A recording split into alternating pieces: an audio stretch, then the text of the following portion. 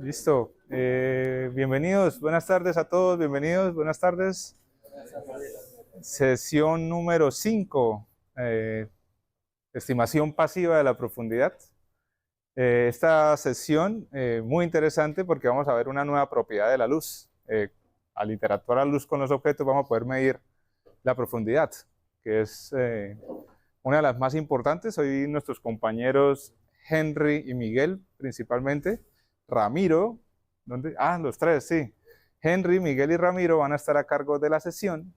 Han preparado una presentación muy bacana, así como los notebooks y unos demos muy interesantes, sobre todo el demo de estereovisión.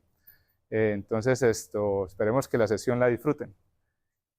Antes de empezar la sesión, vamos a anunciar el ganador, ¿cierto? Fabián en la sesión número 3 sobre Deep Learning hizo un concurso muy chévere.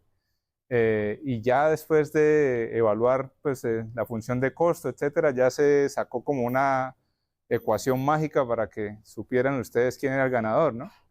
Entonces, Fabián, coméntanos, porfa, quiénes son. Entonces nosotros en la sesión 3, la que fue la de Deep Learning, yo les presenté un challenge y en el Discord algunos estuvieron mandando pues los resultados que iban obteniendo.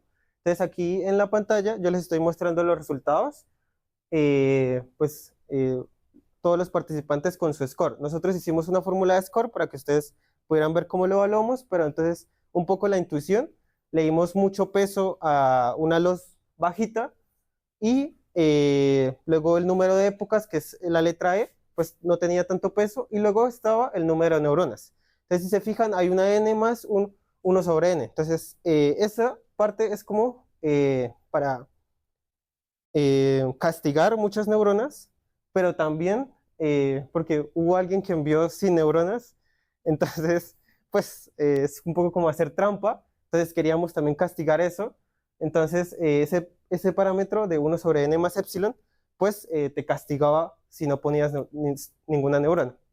Entonces, si evalúas eso para cada uno de los parámetros y las personas que se enviaron, pues ganó Cristian. Entonces envió Cristian, luego está Samuel, luego Mateo de tercero y por último Hansenberg.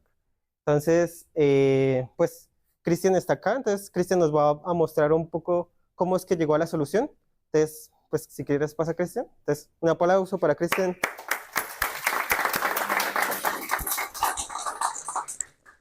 Buenas tardes.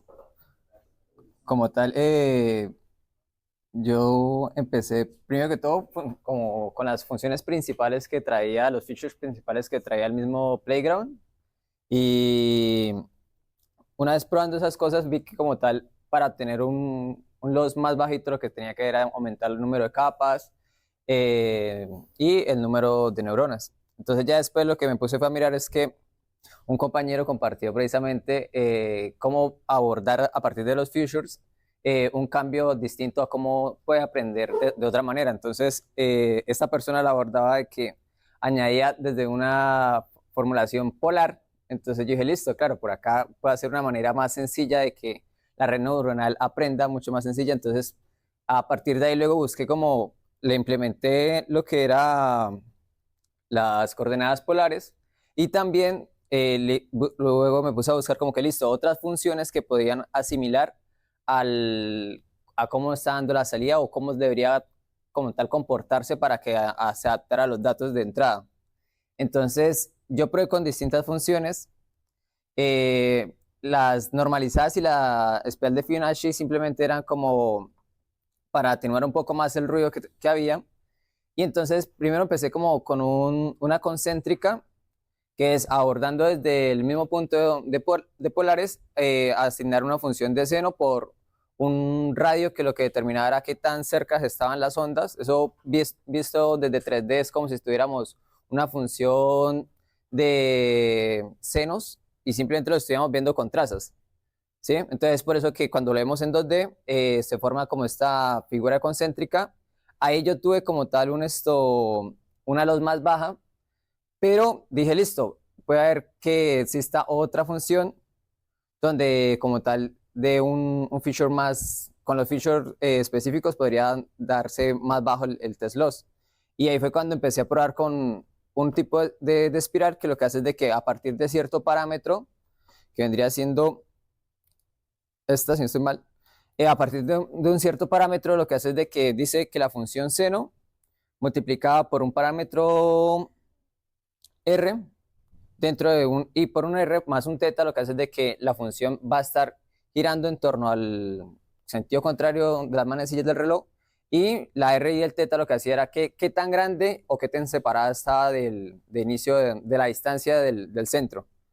Entonces, probando así distintas semillas, ahí fue cuando empecé a reducir las neuronas y las capas ocultas, y como tal fue que logré obtener esa respuesta. Yo voy a compartir como tal por disco después el pedacito de este archivo del Playground, donde están las funciones para que lo prueben también.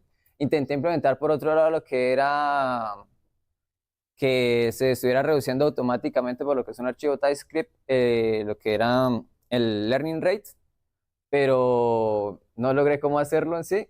Entonces eso sí, una de las cosas que probaba era que empezaba con un learning rate y manualmente lo que hice fue irlo bajando, ¿sí? Para que al comienzo tuvieran muy en cuenta como tal el feature de entrada, y luego simplemente se suavizara y no generara tanto ruido al tener en cuenta distintos features de entrada.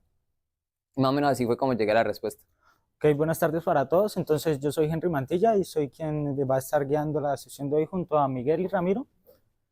Entonces, el día de hoy vamos a hablar sobre lo que es la profundidad pasiva. Esto está dividido en dos secciones porque la próxima va a ser de profundidad activa, entonces digamos que no vamos a ahondar mucho en esa parte durante esta sesión. Nos enfocaremos más en los métodos pasivos. Entonces, aquí tenemos como un breve contenido de lo que vamos a ver. Vamos a comenzar por qué es la estimación de la profundidad, cómo percibimos nosotros esa profundidad, aplicaciones de esta tarea, porque en sesiones anteriores habrán notado que hablamos más como de campos en específico. Digamos, Deep Learning como tal es un campo donde hay muchas tareas en las que se puede aplicar. Lo mismo quizás imágenes hiperespectrales, mientras que aquí hablamos de una tarea concisa que es estimar la distancia que hay de un objeto a nuestro sensor de adquisición. Entonces, bien, como les mencionaba, hay dos formas de adquirir la profundidad, de manera pasiva y de manera activa. Ya después veremos como las técnicas más conocidas, que son visión estéreo y la estimación monocular. Y por último finalizamos con un demo que nos presentará nuestro compañero Ramiro. Entonces, bien, ¿qué es la estimación de profundidad? Entonces, ¿alguno de pronto quiere definir qué es para ustedes, ya sea la estimación de profundidad o cómo percibimos nosotros esa profundidad en el día a día?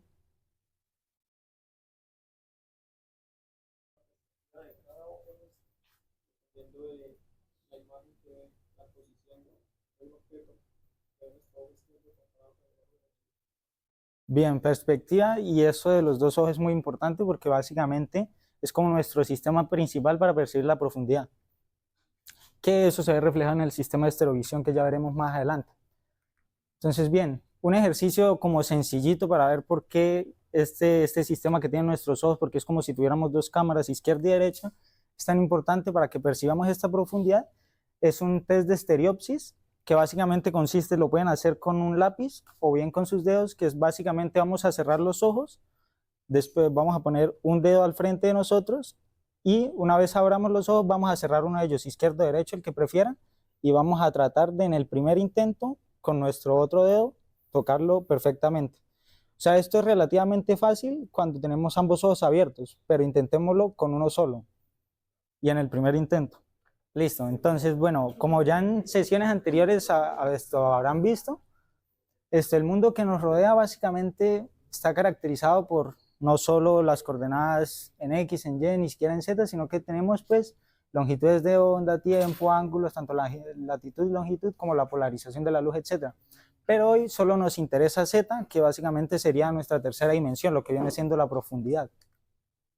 Entonces, bien, ¿qué es una imagen de profundidad como tal?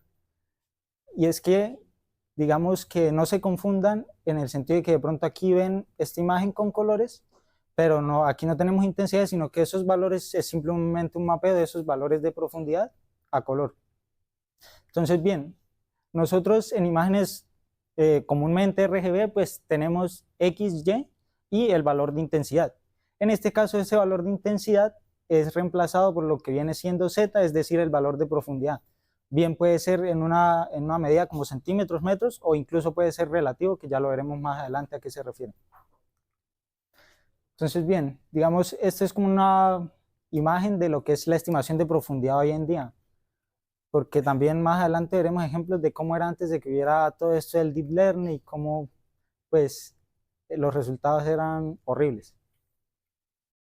Entonces, bien, como les mencionaba, esta estimación de profundidad es básicamente la capacidad que se tiene para percibir las distancias que hay de un objeto, ya sea un sensor, puede ser una cámara o incluso nosotros mismos, mediante señales monoculares o binoculares, que es justo lo que mencionaba el compañero, que también se involucra la perspectiva.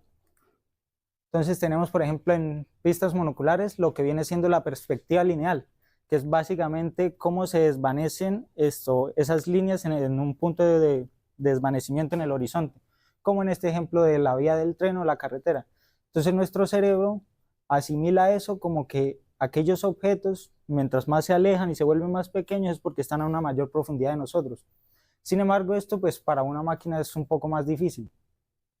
Hay otra pista monocular que es el gradiente de textura, que como verán en estas imágenes, si vemos como las primeras hileras de estas esferas, o no sé qué serán exactamente, podemos distinguirlas relativamente, pero a medida que pues, esto va más allá, se va perdiendo como esa diferenciación, vamos viendo un color como más uniforme. Esa es una forma que tiene nuestro cerebro también para percibir que algo está más lejos o más cerca de nosotros.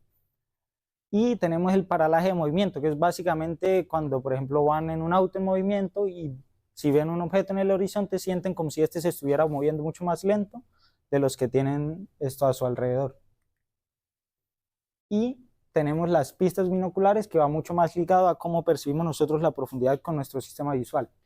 Entonces tenemos lo que es la convergencia y la disparidad retiniana. Este concepto de disparidad es muy importante, es el core de estereovisión, que ya lo veremos más adelante a qué se refieren con disparidad. Entonces, bien, un poco de las aplicaciones, porque digamos que es lo que más pega, por decirlo así, porque pues yo les puedo mencionar qué es la estimación de la profundidad, pero es como un poco aburrido. Es más interesante ver qué puedo hacer yo con la estimación de profundidad, qué puedo hacer yo con este Z que ahora tengo. Entonces uno de ellos es como la aplicación que tiene más hype, es los vehículos autónomos. Entonces básicamente habrán visto Tesla, Waymo, este tipo de vehículos que básicamente adquieren esto. Ellos en realidad usan estimación de profundidad activa en su mayoría, que es como lo ven en este sensor. Esos punticos que ven ahí básicamente son puntos de profundidad. Como verán, hay ciertos huecos porque esos sensores están limitados, entonces no pueden crear como un mapa de profundidad denso, por así decirlo. Entonces, básicamente, más o menos de eso es que depende la vida de los peatones con los vehículos autónomos. Otra de ellas es la realidad aumentada, muy utilizada hoy en día también en videojuegos, para reconstrucción de escenas, por ejemplo. Tenemos reconstrucción 3D en ámbitos médicos, quizás, para, de pronto cuando se va a hacer una laparoscopía, se quiere hacer una reconstrucción 3D del interior del paciente, para poder tener un modelo como mucho más preciso de dónde se va a operar, de pronto es algún sector difícil. Y todo esto ayuda a preparar mucho mejor las operaciones. Entonces, bien, ahora entrando un poco más en materia, tenemos lo que son las técnicas de profundidad que les mencionaba, que hay dos grandes vertientes. Lo que es estimación de la profundidad pasivo y estimación de la profundidad activo. Entonces, en la parte pasiva tenemos estereovisión monocular, que es en lo que nos vamos a centrar hoy. Light Fields y Shapefront, vamos a ver como unas pequeñas diapos y proyectos que se hicieron el año pasado aquí en el semillero. Y lo que es de activo sí ya corresponde a la siguiente sesión. Entonces, bien, estimación activa de la profundidad. Entonces, básicamente, ¿a qué nos referimos con activa para dejar eso claro y no meternos un poco en el campo de lo que viene siendo la siguiente sesión? Entonces, estimación activa de la profundidad se refiere a cuando nosotros no dependemos únicamente de las señales que hay presentes en el medio, es decir, no dependemos solo de la luz ambiente, sino que al igual que este puntero, yo necesito usar un pulso de luz adicional. Entonces, básicamente, cuando yo apunto este láser a una superficie, este está rebotando. Entonces, ¿qué hacen en la estimación activa de la profundidad? Emiten un punto de luz, esperan a que este vuelva y con eso pueden calcular la distancia. Esta es la forma más precisa de calcular distancia, sin embargo es costosa y por ende verán que este mapa está lleno de huecos, por así decirlo, valores donde no se ha medido la profundidad, porque también tengan en cuenta que esto en el exterior o in the wild, por así decirlo, básicamente un haz de luz puede rebotar con muchas cosas. Entonces, si no se emites un haz de luz y este choca contra el parabrisas de un auto, eso va a rebotar probablemente al cielo y buena suerte esperando a que eso regrese a tu sensor. Entonces, este tipo de estimación activa de la profundidad se usa mucho en reconstrucciones 3D, en vehículos autónomos, por ejemplo, pero de eso podrán ahondar mucho más en la siguiente sesión. Entonces, como les mencionaba, este tipo de sistemas básicamente consisten de un emisor y nuestro sensor. Entonces, ese emisor se encarga de emitir ese pulso de luz y el sensor de recibirlo cuando este viaje de vuelta. Ahora bien, estimación pasiva de la profundidad, que es lo que nos concierne el día de hoy. En este ya no necesitamos de esa cámara que tenga un emisor y un receptor, sino que podemos usar las cámaras del día a día, como la de nuestro celular. Entonces, bien, pasiva, ¿por qué? Porque no estamos emitiendo ninguna señal adicional, es decir, dependemos únicamente de las condiciones del medio, de la luz ambiente que haya presente. Entonces, en el caso de técnicas para estimación pasiva basadas en triangulación, tenemos estéreo, de manera pasiva tanto activa. En activa básicamente reemplazamos ponemos un proyector en medio de nuestras dos cámaras, y Structure Light básicamente es otra técnica también para estimar profundidad, donde cambiamos una de las cámaras por un proyector, que es como el diagrama que les mostraba ahorita. Tenemos un emisor y un receptor básicamente. Entonces, bien, ¿cómo hacemos para medir la profundidad con estos sistemas? Con simplemente dos cámaras, donde simplemente tenemos X y Y y el valor de intensidad de esa imagen. Entonces, en eso vamos a ahondar más adelante. Y tenemos finalmente basaje en aprendizaje profundo, que es ya algo de años recientes, pues con todo este hype del deep learning, esto ha traído muchos avances en este campo. Porque pues originalmente cuando no había deep learning había algunas técnicas que eran como depth from focus, que era básicamente dependiendo de cómo está desenfocada la imagen, yo podía estimar la profundidad. Pero entonces el surgimiento de todas estas técnicas de deep learning ha permitido que en base a una sola imagen, sin necesidad de tener dos cámaras, ni sin necesidad de sensores como LiDAR, por ejemplo, que es activo, podamos tener este tipo de mapas de profundidad que son bastante buenos. Y entonces estos modelos o estas redes neuronales de aprendizaje profundo básicamente están aprendiendo a estimar la profundidad tal como lo haríamos también nosotros, a base de oclusiones, el tamaño relativo de los objetos según a qué distancia están, las sombras, lo que les mencionaba, la textura del gradiente, la perspectiva lineal, etcétera, etcétera. Entonces, bueno, aquí hay otro problema, y es que sin importar si es estéreo o monocular, nos enfrentamos al problema que viene siendo la perspectiva. Y es que, como verán, nuestros ojos nos pueden engañar, y si nos engañan a nosotros, también lo pueden hacer con una cámara. Entonces, digamos, tenemos este ejemplo también donde si ven en la imagen de la izquierda, verán que se asemeja como si fuera una especie de globo terráqueo, algo redondo, pero en realidad la verdad es otra. Y a todo esto pueden sucumbir también estos modelos. Entonces, una cuestión también de perspectiva, y esto puede ser mitigado cuando tenemos, por ejemplo, estéreo, que tenemos dos cámaras, o incluso podemos tener más cámaras. Pero pues monocular básicamente sería muy propenso a fallar en estas condiciones. Entonces, bueno, una forma de ver esto es en la tecnología que se usa en el VAR, por ejemplo, en el partido de Japón-Alemania en el partido de Japón-Alemania, donde hubo una polémica por un gol básicamente en Qatar 2022. Entonces, como veremos, se tienen varias visiones de la jugada. Entonces, en una podrán decir que el balón sí había salido, en otras que no, de pronto. Aquí vemos que de pronto está muy pegado a la línea, no ha salido aún del todo, porque pues la regla es que salga del todo de la línea. Entonces, esta fue la imagen definitiva que hizo que se tomara la decisión de que no había salido. Entonces, bien, un caso más reciente, pues, sería el partido de nuestro querido Bucaramanguita con Colo-Colo, donde no sé qué opinan ustedes, si fue gol o no. salgan, sí. No, mentiras. Pero nada, eso fue un robo. Donde tuviéramos una buena perspectiva ahí, el resultado hubiera sido diferente. Pero bueno. Ahora sí, entrando en materia en lo que es la visión estéreo. Entonces, como les mencioné en visión estéreo, pues el caso más general son 2 cámaras.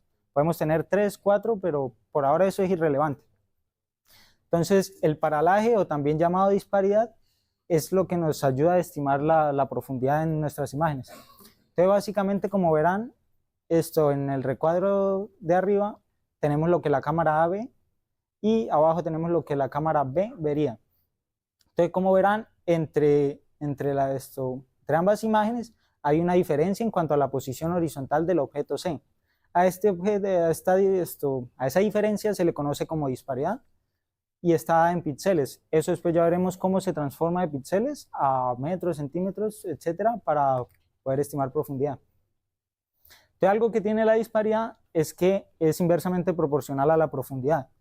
Es decir, aquí tenemos, por ejemplo, 4 balones de básquetbol, se tomaron fotografías a distintas distancias. Entonces, como verán, esta línea roja simboliza la diferencia horizontal que hay entre ellos, o como lo llamaríamos, disparidad. Entonces, como ven, mientras más cerca, esa línea de disparidad es mucho mayor. Cuanto más lejano esa línea se hace mucho más pequeña. Entonces, mayor distancia, menor disparidad.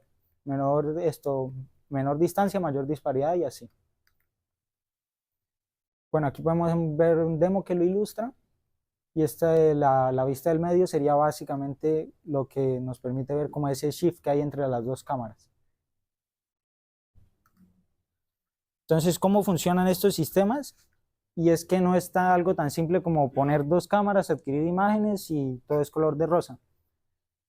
Sino que esto tiene que haber un proceso de calibración de las cámaras, un proceso de rectificación. ¿Por qué? Ya vamos a andar en eso. Entonces, en cuanto a la calibración de las cámaras, ¿qué sucede? Que es que las cámaras, ya sean por defectos de manufactura, tienden a producir errores. También por las simples limitaciones de la fabricación de los lentes, es imposible evitar que estos errores resulten en las imágenes. Entonces, ¿como qué tipo de errores? Por ejemplo, tenemos las distorsiones radiales, que las hay de 2 tipos: distorsión de Barrel, distorsión pincushion. Y tenemos las distorsiones tangenciales, que dependen mucho más de la posición del sensor. De pronto, algún error en la manufactura de la cámara hizo que este sensor no quedara en la posición óptima en la que debería quedar. Entonces, a todo eso se somete uno cuando de pronto hace un sistema de estos.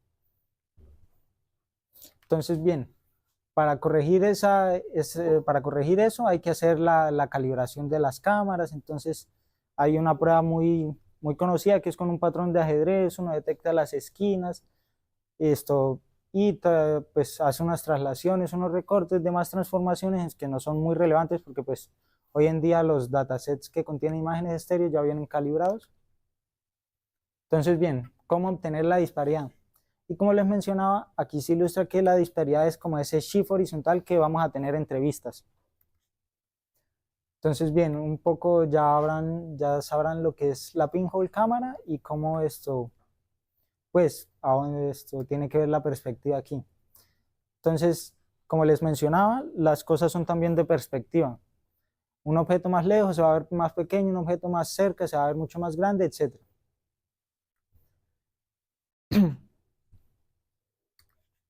Bien, entonces, en un sistema estéreo, ¿qué pasa? Que cuando una vez ya tengamos calibrado las cámaras y todo esto, pasa que podemos tener ciertos errores en las imágenes, o no llamémosle errores, pero es como tratar de hacernos la vida más fácil. Entonces, en estas imágenes, básicamente, nosotros tenemos desfasados los ejes Y y X, básicamente. Entonces, eso nos hace mucho más difícil la búsqueda de esta disparidad, porque pues tendríamos que buscar tanto en Y como en X, y es algo que no queremos hacer. Entonces, el caso ideal es el caso donde tenemos imágenes rectificadas. Cuando tenemos imágenes rectificadas, queremos decir que están paralelas, que están alineadas en el eje vertical. Entonces, eso hace que solo tengamos que buscar los puntos coincidentes en el eje horizontal. Entonces, en el caso de que no tengamos de que las imágenes no estén rectificadas, pues nos toca entrar a hacer operaciones de rotación, traslación, con una matriz fundamental. En el caso que estén rectificadas, tan solo tendríamos que hacer una traslación. Bien, entonces asumamos que tenemos esas imágenes ya rectificadas, ya están paralelas. Entonces, bien, ¿cómo se supone que yo a partir de dos simples imágenes que tienen coordenadas X y Y voy a sacar profundidad? Entonces tenemos nuestras imágenes izquierda-derecha, tenemos OL y OR, que básicamente van a ser los centros de las cámaras, tanto izquierda como derecha. La distancia entre estas se denomina baseline, que es básicamente la separación que va a haber entre esas dos cámaras. Entonces este baseline es importante porque, digamos, si escogemos un baseline muy pequeño, es decir, que las dos cámaras estén muy juntas, vamos a poder calcular muy bien la profundidad a cortas distancias, pero para un objeto demasiado alejado, esto no va a resultar muy bien, va a haber muchos errores. Se va a calcular la profundidad, sí, pero no se puede confiar en esa medición. Y lo contrario pasa cuando alejamos las cámaras demasiado. Entonces, cuando alejamos las cámaras demasiado, básicamente el triángulo que se hace entre ellas va a hacer que no podamos adquirir la profundidad de ese, vamos a decirle, de ese perímetro cercano, pero sí vamos a poder abarcar un espacio mucho más amplio para lo que vendrían siendo los objetos más lejanos de la imagen. Entonces, bien, una vez proyectamos nuestros puntos los proyectamos a la tercera dimensión en este punto de verde que ven arriba, X, Y, Z. Entonces, tengamos en cuenta que aquí, como ya estamos alineados en el eje Y, pues ya esa coordenada no nos es de interés. Entonces, en este caso, lo que nos importa es X sub L y X sub R. Entonces, como les mencionaba, una vez olvidándonos de eso, podemos trazar este triángulo y mediante lo que se conoce como geometría epipolar, básicamente vamos a poder hacer como el matching de esos puntos en nuestro eje horizontal. Es decir, tenemos este punto P sub L en X sub L, Y sub L, y tenemos que hallar su correspondiente en la imagen derecha. Entonces, como ya están rectificadas las imágenes, solo tenemos que buscar en lo que sería el eje horizontal, el eje X, y entonces eso hace mucho más fácil la tarea. Porque pues imagínense que solo tuviéramos una imagen, la izquierda. Serían estos puntos que ven ahí como rosa, verde, amarillo, básicamente terminan proyectándose al mismo punto. Entonces no podemos calcular la profundidad ahí como quisiéramos. Ahora bien, entonces este sería un esquema como de cómo sería un sistema de adquisición estéreo, donde tenemos nuestras cámaras, el baseline que las separa, las imágenes capturadas. Trazamos esta línea epipolar hacia el punto observado, del cual es el que queremos calcular la profundidad. Y pues, ¿cómo se convierte esto a profundidad? Bien, ahí interviene lo que sería el baseline, la distancia de foco, que es a qué punto con respecto a nuestra cámara enfoca la escena está en foco, sobre lo que vendría siendo la disparidad, en este caso simbolizada sigma, creo que es eso, no recuerdo bien la verdad. Entonces, bien, uno de los primeros métodos, unos métodos muy sencillos, eran básicamente tomar parches, tomar pequeñas regiones de la imagen. Y bueno, yo tomo un parche de referencia en mi imagen derecha y voy a buscar en la izquierda, en esa línea epipolar, voy a buscar su correspondiente. Y pues una vez hecho esto vamos, antes de mostrarle cómo en qué resultaría eso, vamos a entrar a este link, por favor, para que puedan experimentar un poco con lo que son los parámetros intrínsecos de una cámara y cómo la perspectiva, la posición de esta puede cambiar lo que observan. Bueno, entonces una vez dentro del demo podrán ver que tienen varias opciones. Digamos, aquí podemos ver que pueden elegir cómo trasladar la cámara en los tres ejes, X, Y, Z, cómo rotarla también, y allá tienen otras pestañas que son otros parámetros de lo que sería la cámara, otros parámetros intrínsecos que tienen que ver más con la rotación y traslación que les mencionaba. Listo, entonces ahora vamos a pasar como a la parte más interesante de todas las sesiones, que es lo que sería el hands-on. Entonces, donde vamos a ver cómo esta teoría se lleva a los algoritmos, que es pues, más entretenida de ver. Pues. Y para eso nos va a colaborar Miguel. Hola a todos, mi nombre es Miguel Ángel. Voy a guiarlos en este primer hands-on. Vamos a hablar de visión estéreo. Entonces, bueno, como ya saben, vamos a ir al repositorio, notebook número 5.1, StereoVision, y vamos a poner el GitHub to Collab en la URL. Entonces, listo. En este notebook vamos a ver como de una forma un poco más aplicada ya lo que es la visión estéreo. Aquí está organizado, pueden ver la tabla de contenido. Primero arrancamos con una sesión, con una parte de introducción, luego al caso ideal, que era como nos mostraba Henry, las imágenes rectificadas, y luego vamos a ver algo un poco más complejo, que sería el caso de las imágenes no rectificadas, donde sí hay que hacer todas estas cosas de calibración y rectificación. Entonces lo primero que vamos a hacer va a ser instalar estos paquetes, esta primera y segunda celda, por favor, donde se cargan las librerías, y esta de funciones necesarias.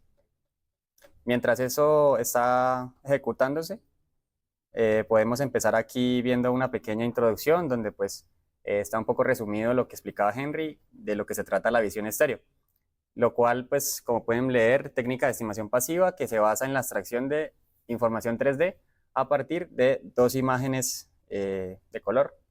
Ya veremos más adelante por qué a la hora de usar esos algoritmos pues se usa a blanco y negro. Entonces listo, esperamos a que esto cargue.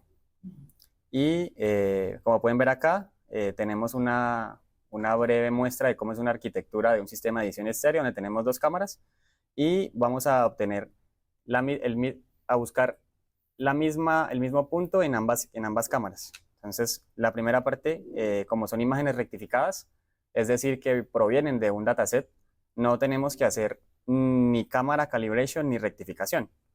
Entonces, aquí nosotros seleccionamos tres tipos de imágenes provenientes del dataset de Middlebury. Aquí tienen una pequeña introducción a él. Entonces, ¿qué vamos a hacer? Aquí en esta primera parte donde dice poner el nombre del dataset, donde está el non, vamos a poner entre comillas el nombre de uno de los... Uy. Y nos va a cargar las dos imágenes de color. ¿Alguien puede notar la diferencia que hay entre estas imágenes o son iguales? ¿Alguien me puede decir algo?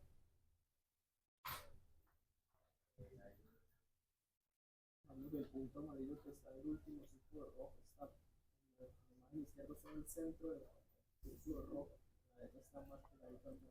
Exacto, la manera más sencilla de verlo es, miren aquí como como jarroncito, aquí está más salido y acá está un poquito más corto. Entonces, ¿qué quiere decir? Que estas imágenes fueron tomadas de esta forma. La imagen izquierda, que sería la que está a la izquierda, y la imagen derecha a la derecha, lo que nos dice que hay cierta distancia entre ambas cámaras. Entonces, listo, vamos a primero ver cómo se calcularía un mapa de disparidad, que como decía Henry, es la distancia del mismo punto en ambas cámaras. Entonces, aquí vamos a hacer uso de dos algoritmos que nos proporciona OpenCV. Entonces, vamos a correr esta función y vamos a interactuar con estos parámetros que tenemos acá.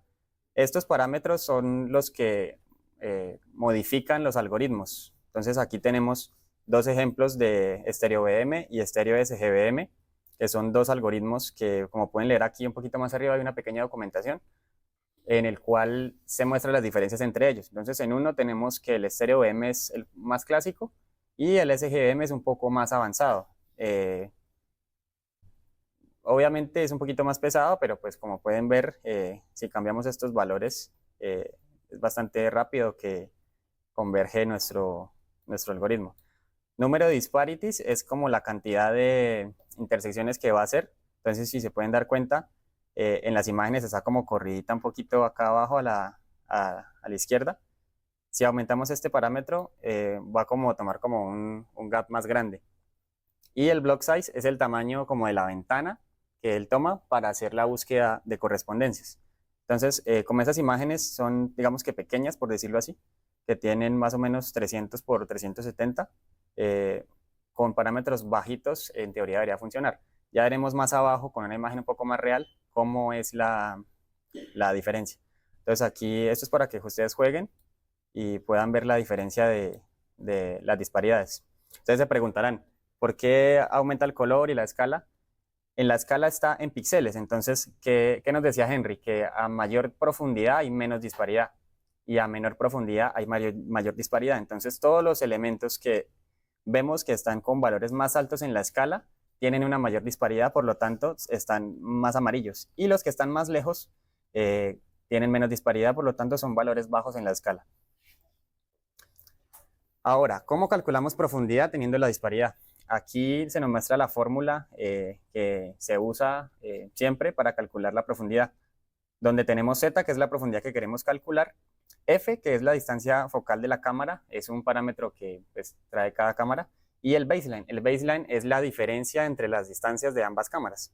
Entonces vamos a ver cómo interactúan. Entonces aquí vamos a la prueba 1.3, en la cual queremos calcular un mapa de profundidad. Ya tenemos aquí diferentes valores, como les decía acá, entre 20 y 50 píxeles para una distancia focal y entre 0,10 y 0,30 metros para el baseline. Entonces, vamos primero a poner aquí la fórmula. Como pueden ver, está aquí arriba. Entonces, tenemos el f que está acá. Entonces, ponemos f por el baseline, que es la b larga. Y aquí en la parte de arriba seleccionamos como los mejores parámetros de block size y Newman disparities para estas imágenes en general. Entonces vamos a copiar este nombre de esta variable y vamos a dividir. Y vamos a ver cómo se ve la profundidad. Algo chévere y algo que ustedes pueden ver, ya lo cargamos, está como todo valores bajos. Entonces, ¿qué pasa ahí? Como pueden ver el histograma, hay ciertos errores digamos, en las zonas donde en una imagen se ve una cosa y en la otra no se ve otra cosa. Entonces, digamos, los bordes, cuando hay oclusiones, es decir, que en una cámara veo una cosa y en la otra no veo, hay error porque él busca el mismo punto en ambas imágenes y cuando no la encuentra, pues simplemente nos marca error. Entonces, quiero que esta línea de acá la descomenten, le quiten el numeral y juguemos con el umbral. Entonces, aquí pueden ver el histograma, aquí el umbral está puesto en 10. Entonces, si pueden ver acá abajo, hay valores hasta 2. Entonces cambiamos este 10 por un 2 y este non por un 2 y volvamos a correr. Vemos que ya reducimos la escala en la que están los valores y ya esto se ve un poco mejor. Vean la diferencia entre el mapa de profundidad y el mapa de disparidad. En la parte de arriba, donde tenemos la disparidad, tenemos los que están más cerca tienen un valor más alto. Y aquí en el mapa de profundidad, como habíamos dicho que era inverso, los que están más cerca tienen un menor valor de profundidad. Pueden ver, está en metros y arriba la otra unidad está en píxeles. Ustedes pueden jugar con estos valores de distancia focal y baseline. Como estas imágenes provienen de un dataset, estos valores ya los sabemos por defecto. Entonces, digamos, para algún proyecto o alguna cosa que ustedes quieran hacer con esto y tienen las imágenes o quieren ustedes calcularlas, el celular trae su distancia focal y ustedes pueden ajustar la distancia entre las cámaras. Más adelante ahorita nuestro compañero Ramiro nos dará una muestra un poco más real de esto. Pero digamos que si ustedes cambian estos valores, digamos ponen 100, sí se pueden dar cuenta que digamos que el mapa cambia. Estos valores son muy importantes y por lo tanto tenerlos fijos es como lo mejor. Ahora, para ver esto de una mejor manera, ploteamos esto en 3D, que es la imagen que tenemos ahí. Entonces, no se enfoquen mucho en las unidades que tiene eso, sino simplemente en jugar con él y ver que realmente sí está calculando la profundidad bien. Obviamente tiene varios errores, pero porque digamos que esto es clásico, no estamos usando ningún tipo de aprendizaje ni nada, simplemente estamos llamando funciones y pues ahí está el 3D para que puedan jugar un poco y pues lo puedan ver mejor. Ahora, hasta aquí todo chévere, no hicimos nada del otro mundo, simplemente cargamos las imágenes, llamamos una función y nos tenemos los mapas de disparidad. Pero esto es muy bonito, pero pues hay más cosas. Entonces, acá está el mejor ejemplo. Si queremos sacar como la reconstrucción de una escena y la tomamos desde dos diferentes cámaras sin saber su focal ni a cuánta distancia están, pero igual queremos hacerlo, tenemos que hacer un proceso llamado calibración y rectificación, en la cual tenemos que lograr, como explicaba Henry, que las líneas epipolares coincidan en ambas cámaras. Entonces, ¿cómo hacemos? Aquí no va a ser necesario que corran en ninguna de las celdas, pues porque eso es un poco más complejo, porque ya hacemos uso de funciones un poco más avanzadas, que digamos que para explicarlas más a fondo se nos iría bastante tiempo. Entonces aquí tenemos una escena ya un poco más real, una imagen izquierda y una imagen derecha. Como pueden darse cuenta, no están separadas horizontalmente.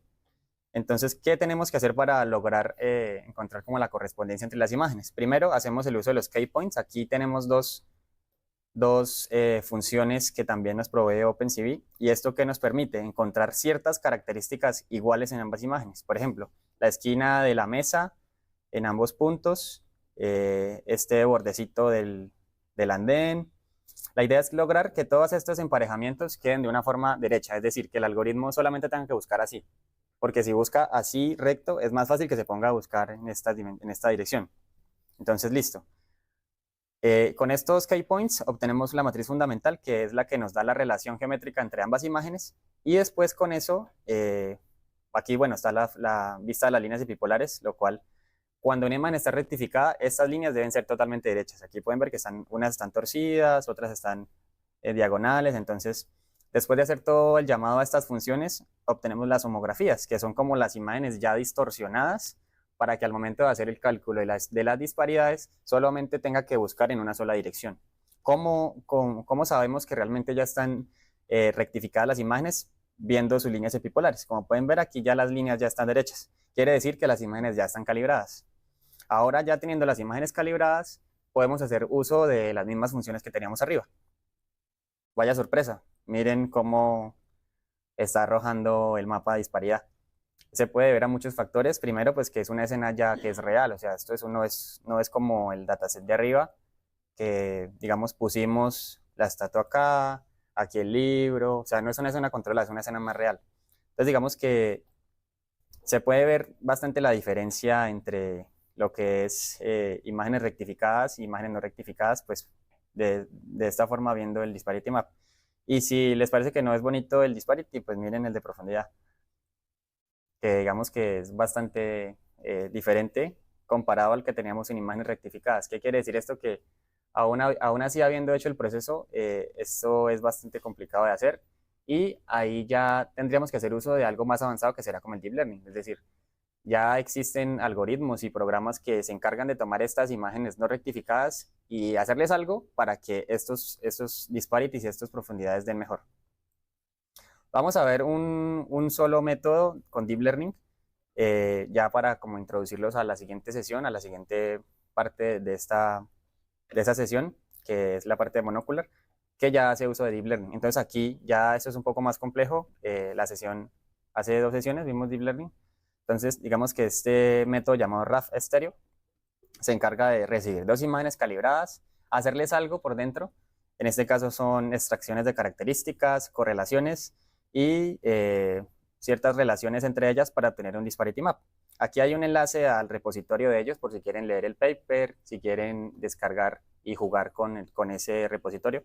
Pero pues para que ustedes puedan ver un poco mejor, acá hay un plot en 3D también para que puedan ver, pues, que eso es muy bacano. O sea, recuerden que la intuición es que tenemos 2 imágenes y nada más, no tenemos ni luz así extra, sino simplemente 2 imágenes con un celular. Y miren cómo este algoritmo es capaz de diferenciar que casi toda la bicicleta está por fuera de lo que viene a ser como la base. Entonces, bueno, hasta aquí sería esta parte número 1 de hands-on. Continuamos con la parte de la presentación. Aquí otra pequeña vista de la misma escena, ya comparada con ambos métodos. Entonces, ¿qué hicimos nosotros? Usamos las funciones que vimos ahorita, y este es con aprendizaje profundo. Es decir, no es malo, porque si se pueden dar cuenta, el sillín está más cerca, el manubrio está más cerca, la parte de abajo de la llanta está más alejada, pero miren la diferencia cuando usamos aprendizaje profundo. Es decir, este problema ya está resuelto. Aún así, siguen habiendo competencias y challenge para escenas del aire libre. Entonces, como mencionaba Henry, todo esto de carros autónomos, todo esto de robots, de sensores, es algo muy chévere porque entre más económico es mejor, y como pueden ver, simplemente con 2 imágenes podemos hacer muchas cosas. Entonces, todo este tipo de algoritmos y todo este tipo de cosas son muy chéveres. Listo, bueno, después del demo de lo que fue Stereovisión, entonces vamos a hablar de una parte que a diferencia de estereovisión, pues no hay tanta teoría porque, como dice el profe, a veces monocular es prácticamente magia. Entonces, en la sesión de Deep Learning se mencionó que Deep Learning depende mucho de los datos y estimación monocular de la profundidad se ha beneficiado mucho de eso. Entonces, por ejemplo, tenemos aquí un ejemplo de lo que es un DepMap producido por distintos algoritmos de lo que denominamos el estado del arte. Entonces, como verán, estos son mapas de profundidad demasiado buenos, pero ¿a qué costo? Entonces, como verán aquí abajo, básicamente tenemos parámetros como lo son la latencia del modelo, es decir, cuánto se demora uno de estos modelos para producirnos un mapa de esos. Entonces, por ejemplo, este de la parte superior, que se llama Marigold, tarda 5.2 segundos para poder producir un solo mapa de profundidad. Entonces, bien, ¿qué sucede? Listo, el mapa de profundidad puede ser muy bonito y todo, pero a la hora de utilizarlo en aplicaciones reales, pues no sirve para nada. Porque, por ejemplo, en carros autónomos, en autos autónomos necesitaríamos por lo menos 30 frames por segundo para poderlo considerar real time. Entonces, estos algoritmos son incapaces de poder proveer esa latencia necesaria. Entonces, por ahora digamos que son muy buenos y todo eso, son esos que van a conferencias, pero a la hora de aplicaciones en el mundo real, pues se quedan bastante cortos. Digamos que hay mucha competencia en frente a hacer un modelo que sea tan bueno como estos, pero que pueda tener una latencia como este último de 60 milisegundos por cada imagen y con una baja cantidad de parámetros. Entonces, bien, este tipo de approaches, pues a diferencia de estéreo, que es mucho más sencillo, debido a que tiene una teoría que lo respalda, pues este requiere menos datos, menos cómputo, etcétera, etcétera, a pesar de que hay approaches de Deep Learning para Vision Stereo. Entonces, por ejemplo, para que se den una idea, estos modelos suelen ser entrenados en millones de datos. En este caso, Hours se refiere a un modelo que se llama DeepAnything V1. Este modelo fue entrenado en 62 millones de imágenes para poder llegar a producir estos DevMaps que ustedes ven acá. Adicionalmente a eso hay incluso casos más absurdos como lo son, por ejemplo, el de Marigold, que parte de un modelo de difusión. Esos modelos suelen ser entrenados en un dataset de aproximadamente 5.000 millones de imágenes. Entonces ellos después toman ese modelo preentrenado y tratan de adaptarlo para la estimación de profundidad. Entonces aquí pueden ver otro ejemplo de cómo se ven estos DevMaps y pues también tienen que tener en cuenta que debido a que es monocular, nos enfrentamos a problemas como lo son, además de las perspectivas que mencionamos, podemos de pronto tener problemas con, no sé, superficies translúcidas, por ejemplo, como lo serían vidrios, botellas, por ejemplo, de plástico, etcétera, etcétera. Entonces, una cosa a tener en cuenta, y la otra es que a diferencia de estéreo es mucho más fácil engañar a estos algoritmos de estimación monocular, como lo pueden ver en este GIF. Entonces, por ejemplo, en la parte de los conos vemos que en realidad hay unos conos que son falsos, pero pues para el algoritmo de estimación de la profundidad básicamente es lo mismo, porque él está simplemente usando esas pistas monoculares de que les mencionaba, el tamaño relativo de los objetos, el gradiente de textura, todo esto. Entonces digamos que en casos reales como los vehículos autónomos, donde hay vidas que dependen de qué tan bien se hace esa estimación de profundidad, pues no es deseable tener algo así o que llegue a pasar algo así. Bien, entonces algunos datasets de pronto, porque más adelante en este semillero se viene la parte de proyectos, donde pues ustedes elegirán como alguna rama en la cual quieran desarrollar su proyecto para este semillero. Entonces, digamos que desde ya podríamos darles una idea en el caso de estimación de la profundidad pasiva, qué datasets solemos encontrar.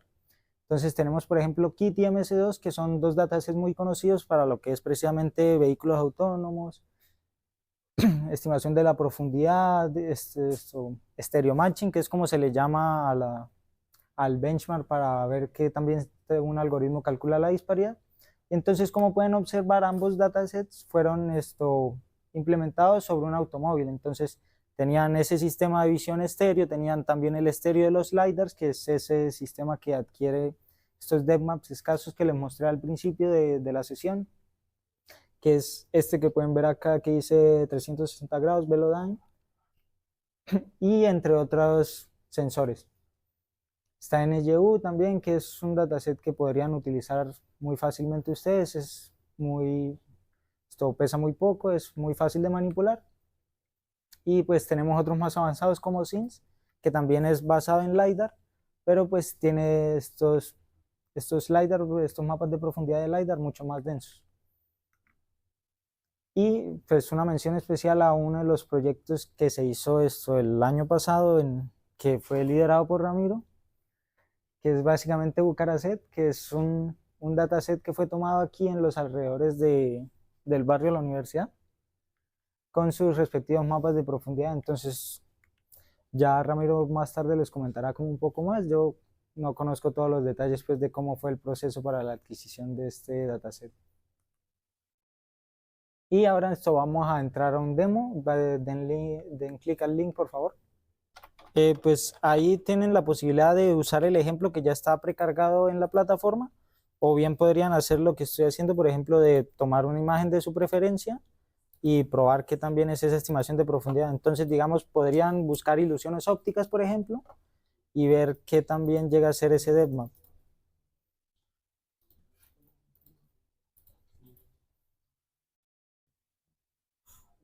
Deja mucho que desear. Esto básicamente está hecho con Transformer.js, que básicamente es una librería para JavaScript, que es propiedad de una organización que se llama Hugging Face, donde podrán encontrar también varios modelos que podrían probar en su tiempo libre. Entonces pueden ingresar buscando justamente esta organización, Hugging Face, y aquí encontrarán una gran cantidad de modelos, tanto modelos, datasets, como incluso demos ya listos, como este que vieron en la página. Entonces, por ejemplo, entrarían acá, Depth Estimation. En la parte de lo que es Space, entonces van a tener lo que serían estos demos ya listos para que ustedes puedan ejecutarlos, como por ejemplo este de acá. O bien podrían buscar más. Hay retos como que prueben con cualquier imagen en las que ustedes, una de ustedes ven, y pues se sorprenderán con la precisión que tiene. Por lo menos la sombra, el gradiente, tiene como sentido, ¿cierto? Obviamente hay escenas que son más challenging que otras, pero en general hacen un muy buen trabajo.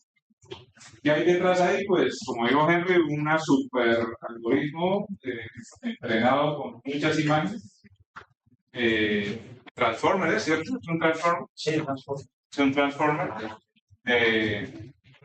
Pues que está súper, digo yo, entrenado de tal forma que casi que cualquier imagen que tú le pasas, él es capaz, a partir de una sola imagen. O sea, no estamos haciendo binocular ni estimando profundidad, nada de ello, simplemente un buen entrenamiento de imágenes monoculares es capaz de hacer esa predicción.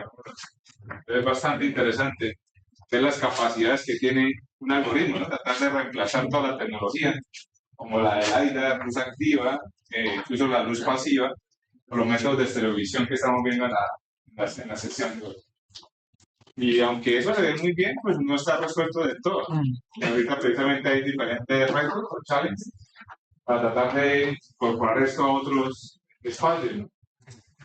Listo, entonces ahora vamos a hacer un pequeño hands-on, que es otro notebook, pero esta vez de monocular, donde vamos a poder probar otros algoritmos y vamos a ver, digamos, cuáles son los principales problemas en lo que es la estimación relativa, porque generalmente cuando hablamos de monocular hablamos de estimación relativa, es decir, no de metros, no de centímetros, sino de simplemente que algo está más lejos que otro en cuanto a medidas de píxeles. Entonces, muy bien, ahora vamos a realizar lo que viene siendo el notebook de estimación monocular de la profundidad. Entonces, para ello, aquí yo ya he corrido las celdas. Ustedes, por favor, cada uno vayan corriendo, ejecutando cada una de las celdas. Entonces, lo primero es instalar las librerías necesarias y descargar las imágenes que vamos a utilizar para este demo. Bien, entonces, como prerequisitos también o funciones auxiliares que tenemos implementadas, están pues algunas básicas para plotear lo que serían los depth maps, normalizarlos, pero creo que la más importante y que es bastante adecuado recalcar es esta aquí, esto que básicamente lo que hace es calcularnos un parámetro de escalado y de shift para poder alinear lo que viene siendo la distribución de nuestras predicciones de profundidad con lo que viene siendo nuestro ground truth. Pues estos algoritmos de estimación de la profundidad monocular generalmente vienen siendo entrenados en múltiples datasets diferentes. Entonces, por ello tienen que hacer frente a lo que es una ambigüedad en la escala, es decir, que no hay una escala definida. Entonces, por ello, lo que se hace es utilizar este scale and shift para tratar de llevar todo a una misma escala.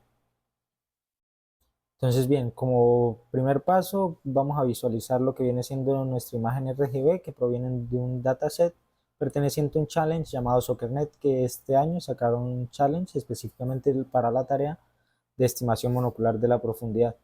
Entonces, como podrán observar, aquí está el mapa de profundidad, donde esta región negra o de ceros corresponde a las regiones más cercanas de la imagen y viceversa. El primer modelo que ejecutarán será SOEDEP.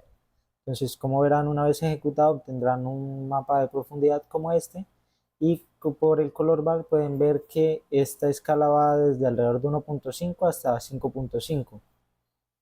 Y como verán, pues tradicionalmente la profundidad se estima con valores bajos para las regiones cercanas, valores altos para las regiones lejanas, pero pues no en todos los algoritmos se usa de esta manera y ya lo veremos a continuación con el siguiente. Bien, ahora una vez se ejecuten midas, van a obtener un mapa de profundidad como este, donde, como verán, estos valores de las regiones cercanas en realidad corresponden a valores altos de profundidad en el color map y viceversa. Entonces puede resultar un poco contraintuitivo que tengamos valores bajos cuando la profundidad es mucho mayor, ¿sí? Cuando estamos en una región que está muy lejana a nuestra cámara. Esto sucede porque estos algoritmos se suelen entrenar en el inverso de la profundidad, dado que resulta mucho más fácil, más estable el entrenamiento, y además hace que esto se enfoque mucho más en las regiones cercanas o intermedias de la imagen, puesto que generalmente en las imágenes que adquirimos, esas regiones son las que ocupan la mayoría de lo que viene siendo nuestra imagen RGB. Ahora ejecutamos el modelo fundacional de Benitin B1 y ploteamos de nuevo el mapa de profundidad. Entonces, como verán, de nuevo vemos que la escala en la que sale este mapa de profundidad es muy diferente a la que hemos visto en los anteriores modelos, donde estaba desde alrededor de 2 hasta más o menos 18, 18.5. Esta también es Depth inverso. Y ahora Depth Anything B2, que básicamente es una versión mejorada de Depth Anything B1, veremos que a pesar de ser prácticamente el mismo modelo, solo que pues durante el entrenamiento se les hizo algunos ajustes, veremos que la distribución ha vuelto a cambiar y tenemos una distribución que es muy diferente a la que obtuvimos en la primera versión. De nuevo, esto es Depth inverso. Bien, entonces ahora vamos a plotear los mapas de profundidad de cada uno de estos modelos en una sola figura para poder verlos y compararlos de una manera más organizada. Recalcar que aquí se invirtió el depth map de SOEDEP, puesto que este no predice depth map inverso, sino la profundidad a la cual estamos acostumbrados intuitivamente, que es decir, valores bajos se refieren a regiones cercanas de la imagen, valores altos se refieren a regiones lejanas de la imagen. Y para el ground truth también lo invertimos, puesto que originalmente este viene, como lo mencionaba, en una escala tradicional o a como estamos acostumbrados a percibir la profundidad. Y bien, una vez hecho esto, podemos pasar a normalizar los depth maps para posteriormente con ello comparar las distribuciones de cada uno de los depth maps producidos por este modelo frente a la distribución de los datos de profundidad de nuestro ground truth. Entonces, como podrán ver, esta pendiente roja, esta recta roja simboliza la distribución de los datos de nuestro ground truth. Entonces, básicamente lo que queremos nosotros es que la predicción de nuestro modelo se alinee lo más fidedignamente posible a esta línea roja. Entonces, como verán, a pesar de verse un poco similares este conjunto de puntos azules entre los diferentes modelos, que pues estos puntos azules simbolizan la distribución de los datos de profundidad producidos por el modelo, entonces verán que pues el ajuste no es del todo perfecto. Pero pues esto sucede por lo que les comentaba, de que cada algoritmo pues fue entrenado en un dataset diferente, tuvo que enfrentarse a esto de la escala de la ambigüedad y pues por consiguiente cada uno tiene como su rango de predicción de la profundidad. Entonces, para corregir esto y poder alinearnos más a lo que vendrían siendo la distribución de nuestro ground truth, tendríamos que hacer lo que viene siendo un fine tuning del modelo para que éste pueda tener acceso a los datos de nuestro conjunto y poder adaptarse a ellos a medida que se entrena y aprende a estimar profundidad para este dataset de SoccerNet. Listo, muy buenas tardes. Mi nombre es Ramiro. Durante toda la sesión hemos hablado de estimación pasiva de la profundidad. Ya vimos métodos como visión estéreo, monócular. Ahora les quiero hablar de un método que se llama estructura a partir de movimiento, que sus siglas son SFM en inglés. ¿Cómo es posible transformar fotografías comunes en un modelo tridimensional detallado de un objeto o escena real? Para esa pregunta hay una respuesta y es la técnica de Structure from Motion, o en español, estructura a partir de movimiento, en el cual nosotros en esta tarea vamos a contar con una o más cámaras para detallar una escena o un objeto de la vida real a partir de varias imágenes, donde va a entrar en juego matrices de rotación y traslación, como explicaba el compañero Henry, a partir del movimiento que vamos a tener en la escena, que por lo general es un movimiento circular para obtener la perspectiva tridimensional de toda la escena. En estas imágenes vemos dos ejemplos. Pues en el primero hay un cubo en el cual vemos unos puntos que son esas características que vamos a capturar en las imágenes y que nos van a permitir obtener a partir de imágenes 2D reconstrucciones 3D. En la segunda imagen también vemos cómo se ven las poses de las cámaras a través del diferente movimiento de la escena. Construyendo Roma en un día. La reconstrucción de Roma es uno quizás de los papers más importantes para esta técnica de estimación de la profundidad. ¿Por qué? Porque ellos en esa tarea utilizaron 150.000 fotografías, un montón de fotografías que tomó 26 horas, 18 horas para hacer matching o correspondencia estéreo, de lo que hablábamos anteriormente de las líneas epipolares entre las dos imágenes, para que los píxeles encajen, y 8 horas para reconstrucción utilizando 496 procesadores. En la primera imagen podemos ver cómo se ven las poses de las cámaras. Esas cositas negras son las cámaras, la posición que se obtiene a través de una matriz, y vemos cómo se ve la reconstrucción de la parte frontal del Coliseo de Roma. Finalmente la reconstrucción queda de esa manera. Esa es una manera de, a partir de imágenes 2D, tener reconstrucciones 3D.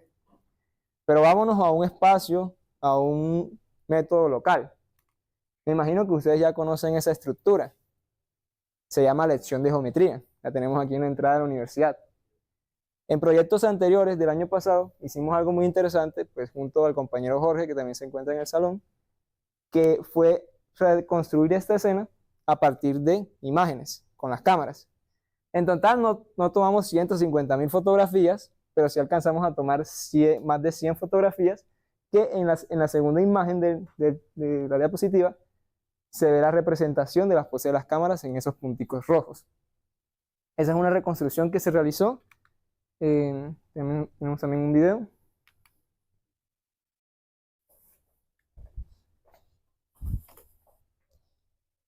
De cómo pues va rotando y se van viendo al final la reconstrucción. Esta es una tarea que toma tiempo y que es complicada de realizar esa correspondencia o ese matching que se habló entre los píxeles de ambas imágenes. Entonces, por ejemplo, en esa representación, en ese video, podemos ver cómo se realizó con un software que se llama Colmap. Y de esa manera, la estimación de la profundidad también se puede hacer no solo en esculturas grandes, sino también en esculturas pequeñas, como son estos dos bustos. Estos bustos, el primero viene siendo el de Ciencias Humanas y el segundo viene siendo el de Luisa Calvo. A partir de las diferentes imágenes, que en este caso fueron, por ejemplo, 20 y 40 imágenes para respectivamente los bustos, se obtienen las nubes de puntos y a través de algoritmos de triangulación y de correspondencia estéreo que realizamos con código, utilizamos esas nubes de puntos para poder también representarlas en otras aplicaciones como Blender, que es una que nos sirve para el modelado 3D. Listo. Hablando de ese tema, ahora quiero presentarles el hands-on de visión estéreo en la vida real. Ese notebook es más que todo para presentación, para visualización, para que lo puedan ver, para no tener errores de ejecución, y él abarca todo el proceso que se vio en el sistema de visión estéreo, que va desde la calibración, la rectificación, la correspondencia estérea, los mapas de disparidad, la triangulación y pues finalmente un uso que se realizó. En este caso la motivación fue incorporar una idea de cómo se puede utilizar o de cómo funcionan los sistemas de puertas automáticas cuando detectan los rostros de las personas y miden las distancias que hay entre ellos. Entonces, para ello, utilizamos un sistema de visión estéreo que consta de 2 cámaras, en el cual, por ejemplo, son estas cámaras de referencia Logitech, que se encontraban en un respectivo baseline y tenían una distancia focal. Para ello, lo primero que se utilizó, y pues de lo que se habló durante el semillero, fue la calibración, en el cual uno utiliza tableros de ajedrez, que son los calibradores más comunes para poder tener después la imagen rectificada de ambas cámaras. Esta es la correspondencia entre las esquinas de los ajedrezes, que pues tenemos en la imagen izquierda y en la imagen derecha. Por lo general se hace de 10 a 20 imágenes para la calibración, con funciones de OpenCV. Obtenemos las matrices izquierdas y derechas. Y pues también obtenemos las matrices de rectificación que abarcan el proceso para obtener la disparidad y la profundidad posteriormente. En el notebook se encuentra el código, la explicación, y la aplicación que se puede realizar con esto es, por ejemplo, medir las distancias que hay en una persona de ambas cámaras y detectar su rostro. Como lo podemos ver en pantalla, pues se encuentra a una distancia de 42 centímetros, ahí va variando la distancia mientras la persona se aleja de 73 centímetros, 51 centímetros, entre otros. Esto se realizó en el hands-on del año pasado. Ahora yo quiero mostrarle algo que también se puede realizar y que traje el día de hoy, y es de esta manera ahora con 2 celulares que tenemos aquí en ese demo. Estos 2 de acá, como pueden ver. Pues para esto nos las ingeniamos, compramos 2 de estas bases y podemos utilizar 2 celulares. No necesariamente tiene que ser el mismo celular. Si hacemos el uso de las etapas de calibración y rectificación, vamos a obtener la imagen rectificada con las diferentes cámaras de los celulares. Esto es lo que nos permite, como ven en la imagen, eso fue el día de hoy, pues capturar imágenes tanto izquierda como derecha para construir mapa de disparidad, profundidad y nube de puntos. Por ejemplo, en este caso, fue con las 2 imágenes en serio de la sala de mi casa, y podemos ver cómo se construye el mapa de disparidad, el mapa de profundidad y su nube de puntos a partir de las imágenes que se tomaron con ambos celulares.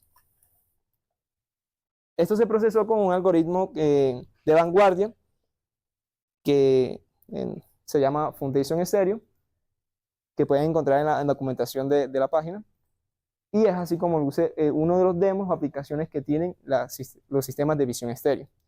Esto para finalizar y complementar el estudio de la estimación pasiva de la profundidad.